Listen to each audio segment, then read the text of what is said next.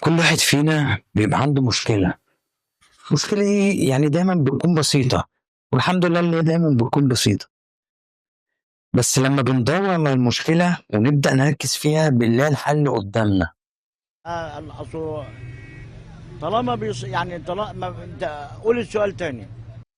وأنا كان دايما مشكلتي إن ده المكان اللي أنا بصور فيه هدومي موجودة في كل حتة، المكان مش مترتب.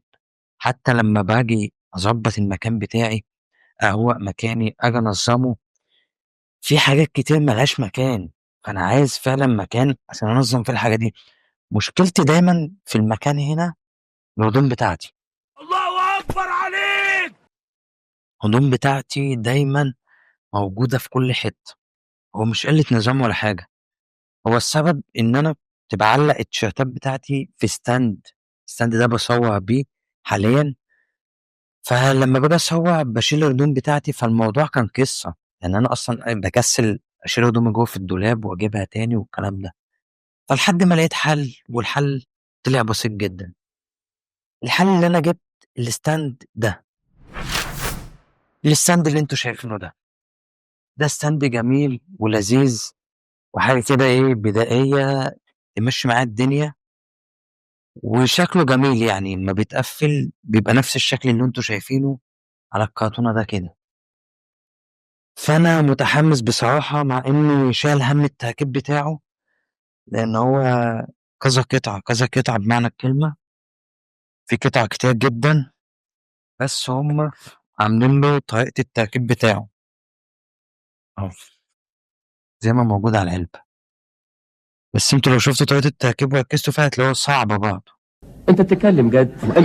فأنا حبيت آخد التجربة معاكم، ونقفل الستاند ده مع بعض، ونشوف هل هنعرف نقفله ولا هنتسحل فيه وهنتسوح ومش هنعرف نعمله في الآخر. نخش في الموضوع على طول. فيلا بينا نشوف.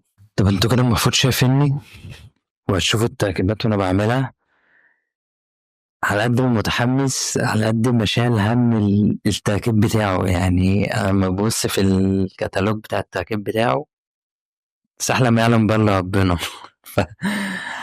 فيلا بقى ناخد التجربة مع بعض، واستعنا على الشقة بالله، يلا بينا.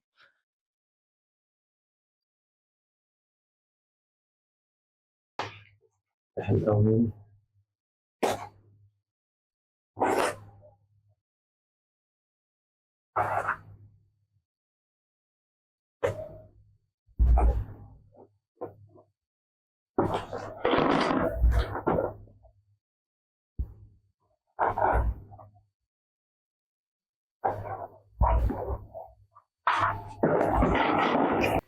شايفين كمية الأجزاء دي؟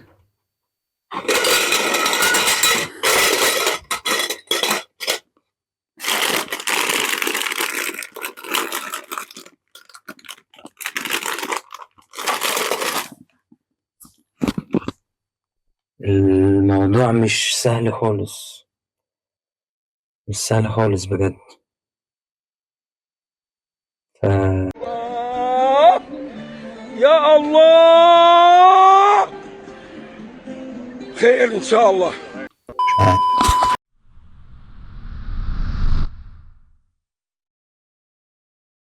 طيب حبيت أقول لكم إن أنا خلصت رف الملابس اللي أنا جايبه، بس أنا ما قدرتش أصور وأنا بركبه. الموضوع خد مني أكتر من ساعة، ده بجد خد أكتر من ساعة.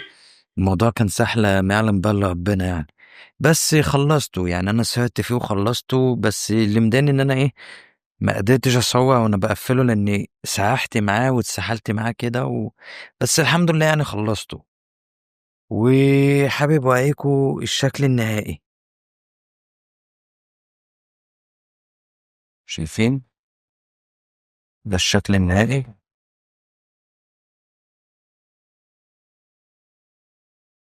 دي الجزئية اللي فيها الشوزات والكلام ده، ماشي. وده الشكل اللي أنا قدرت أقفل بيه الستاند. بس مش دي بقى المشكلة.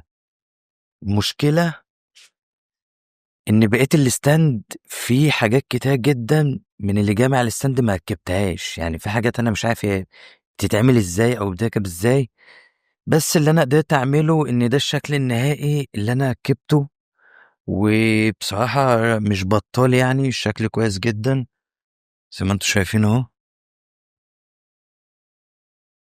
فاللي هو يعني تمام.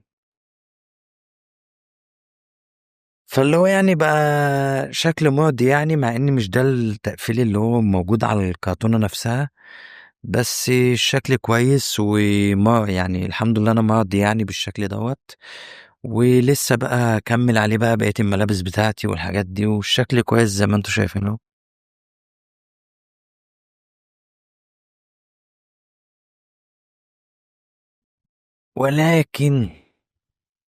ولكن بقى مش دي المشكلة، المشكلة إن أنا مش لاقي له مكان، مشكلة إن أنا مش لاقي مكان للstand عندي في الأوضة.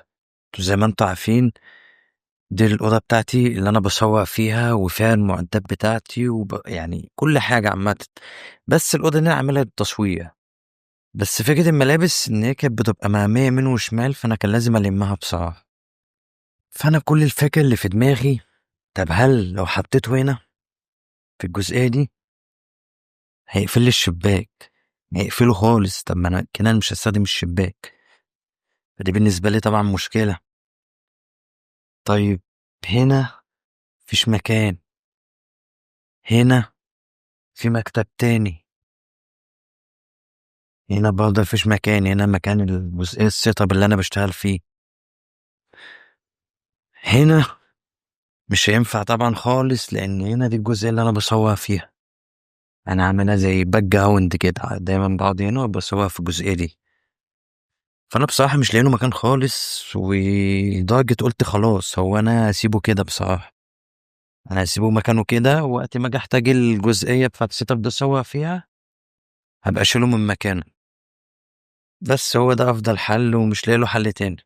فده أحسن حل، بس مشكلتي دلوقتي إن أنا مش لاقي له مكان، فزي ما أنتم شايفين كده أنا حاطّه هنا مؤقتًا لحد ما ألاقي مكان ليه مناسب. بس قولوا لي رأيكم بقى حلو والّا ما لوش أي لازمة؟ عايز أقول لكم المكان اللي أنا باشتغل منه بالنسبة لي ده بيبقى أهم حاجة بالنسبة لي، يعني ما باحبش أخلّيه ناقصه حاجة من جميع أي حاجة، يعني دايمًا المكان يكون منظم، آآ أول بأول تطلّع منه الطاقة السلبية، تهوّي المكان، تنضّف المكان، الحاجات دي بتفرق كتير لو لأي حد بيشتغل من استوديو أو من البيت أو الحاجات دي كلّها، فالحاجات دي بتفرق كتير. وأنا مع الوقت إن شاء الله يعني اللي أنا ناويه والخطة الجاية إن شاء الله، إن أنا خلاص هاخد مكان أوسع، بحيث إيه، أقدر أدّي كل حاجة في المكان حقّها، كل حاجة تبقى محطوطة في مكانها، في نفس الوقت أنا إيه، غاوي قهوة والحاجات دي كلّها، فإن شاء الله إيه، عايز أجيب بقى مكان واسع بحيث إيه، أحط فيه المكنة بتاعة القهوة، وأعمل جو كده حلو. الواحد كل ما المكان أصلًا كان أوسع، كل ما الواحد يعني بيبقى نفسيته مرتاحة في المكان، كل ما كان المكان ريحه خفيف، ريحه حلو، تحب تقعد فيه، الحاجات دي كلّها. بس فهو المكان هنا مؤقت، مؤقت لحد ما إن شاء الله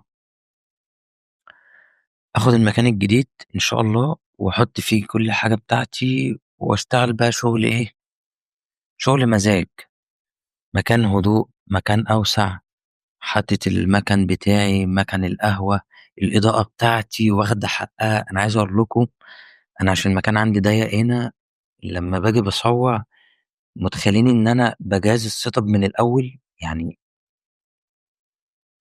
الاستوديوهات بتلاقوا الsetup موجود كده، هُم مجهّزينه ثابت، يعني وقت أمّا بييجي خلاص وأنا هاصوّر، هو يا دوب بيرِك الكاميرا وبيشتغل عادي.